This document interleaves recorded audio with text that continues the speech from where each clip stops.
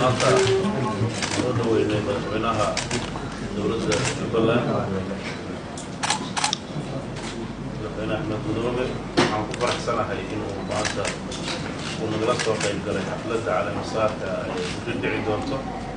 waxaan uga mahadcelinayaa isaga iyo waqtigii ballaaran ee la socday sida ay noo soo safreen waxaan rajaynaynaa haddii ilaahay muddada ay nala joogaan in ay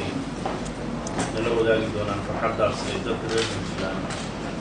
ay ugu dabaaldegayaan doorashadii ka dhacay 8 bisha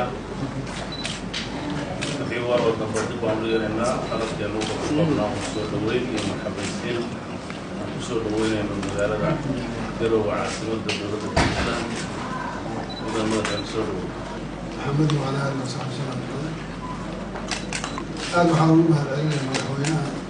وضغطي ضمان المسؤولين شعب كثير جدا كان حاجة سؤالات قدرت لوز الدنيا وهذا الجرو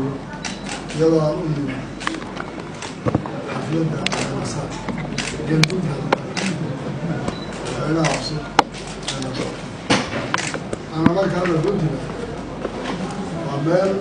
مضان واحد مضان لقيت مركز هذا لقيت أنا وحكمنا سي وحلستك على الطعام سي كالورين لأنها أبا رفع سنة دايما ما قبلوا إن شاء الله وهو ولا يحلم يبقى الله كائن